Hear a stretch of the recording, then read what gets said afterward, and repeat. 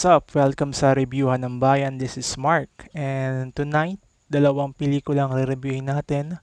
Both films are currently available na papanood sa Netflix. At ito nga ang Outside the Wire and also the Heiress. So, let's start. Outside the Wire is a 2021 film by Netflix. It was directed by Mikael Hofstrom, a Swedish director, and it stars Anthony Mackie, Damson Idris, Emily Beecham, at marami pang iba.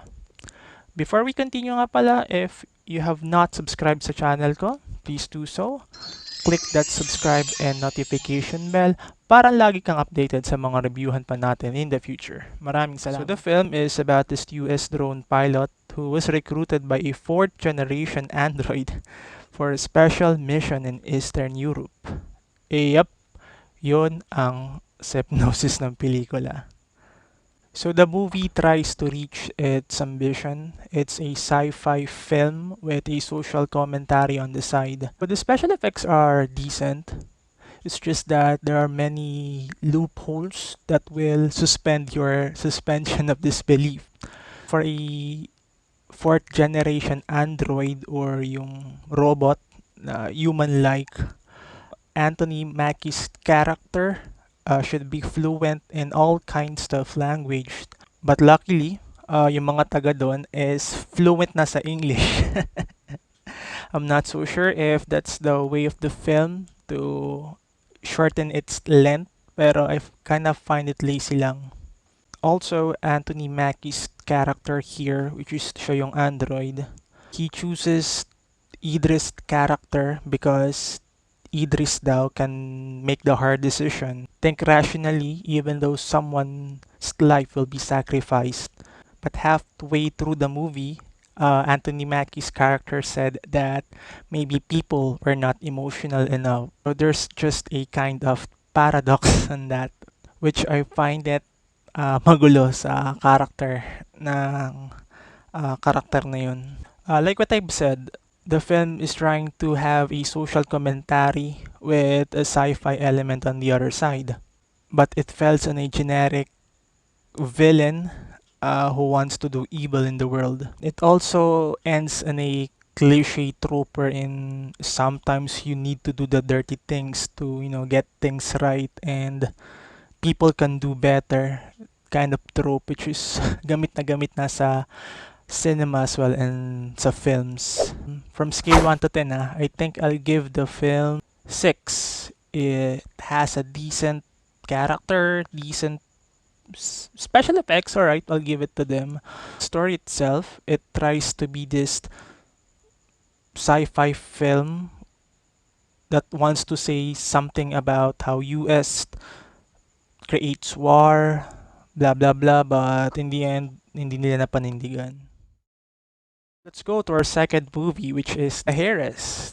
So this film is directed by Frasco Mortiz and it stars Maricel Soriano, Sunshine Cruz, Janelle Salvador, at marami pang iba.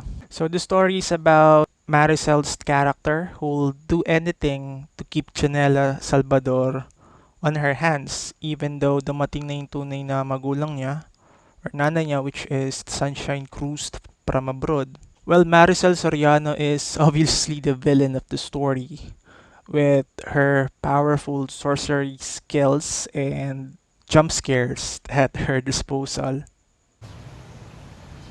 Mom! I'm not mad. Hindi ako galit. I'm just disappointed. Alright, so let's see our checklist here for a typical horror film. Jump scare with no actual scares, check. Mean Girls, check. Tutulungan ng bidang lalaki ang bidang babae sa mga gamit nitong nalaglag, check. And dream sequence. Alright, mayroon pa ba akong di na-checkan dyan? Comment down below. This film follows the typical barang and kulam story. For me, it has a potential to be a horror movie with human element. Ipiliin mo ba yung taong nagpalaki sa'yo versus dun sa biological parents mo na bumalik lang kamakailan. So there's a real life application on those elements, but sadly the filmmakers did not hesitate to go onto that territory because they want to give you a cheap jump scares.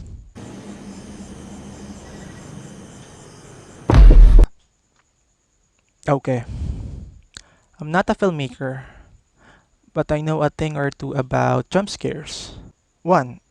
Jump scares should create tension. 2. Jump scares should have payoff. Both of these elements were not presented in this film. Well, to be honest, I kind of expected this film not to be hereditary, which by the way has a lot of story beats para sila ng pelikula. I'm not saying na ginaya nila, it's just that Hereditary came out 2018 and this film came 2019, so somehow it's a bit uncanny for me. So I have a low expectation about this film, but I think its biggest crime is that it did not use Maricel Soriano's character for their disposal. So Maricel Soriano's acting chops, can save the film. I mean, I saw the lady from movies of Chito Esronio like T2. I'm actually like waiting for a twist, pero hindi siya dumating. So Sunshine Cruz's character and also Janelle Salvador had really a wide array at their disposal dahil sa script na nabigay sa kanila. But for Maricel Soriano, man, she was so boring in this film. So yeah, like what I've said, I have low expectation about this film, but their biggest crime was not using their artista at their full potential. So from scale 1 to 10, bibigyan ko ang pelikulang to ng 5. It's it has jump scares, I think. So yeah, that's pretty much about it. Guys, maraming salamat sa panonood sa review kong to. At kung may gusto ka pang reviewin nating mga pelikula, TV series at kung ano-ano pa in the future, just comment down below. At nga pala, umabot na ng 1,000 subscribers tong channel natin. At syempre, di ko naman mararating to without your support. So maraming salamat from the bottom of my heart. Um, when I started this channel, I'm not expecting monetary value or subscription from you guys. Just a simple guy who wants to give reviews about film, series, and other stuff. But lumaki na yung channel natin and lubos akong nagpapasalamat sa inyo para doon. Marami pa tayo ang i-review in the future. From my previous review, nakita nyo naman, hindi lang series at pelikula nire-review ko. I also review things na popular and also current sa bansa natin to, and not just here but to other aspects as well. So kung may gusto ka pang reviewin in the future, ito yung madalas kong sinasabi sa end ng mga videos natin is comment down below. Re-reviewin natin yan sa official rebyuhan ng Bayan. Again, this is Mark at maraming salamat sa panonood mo, and rebyuhan ng Bayan out. Peace. Have a good evening, everyone. Bye-bye.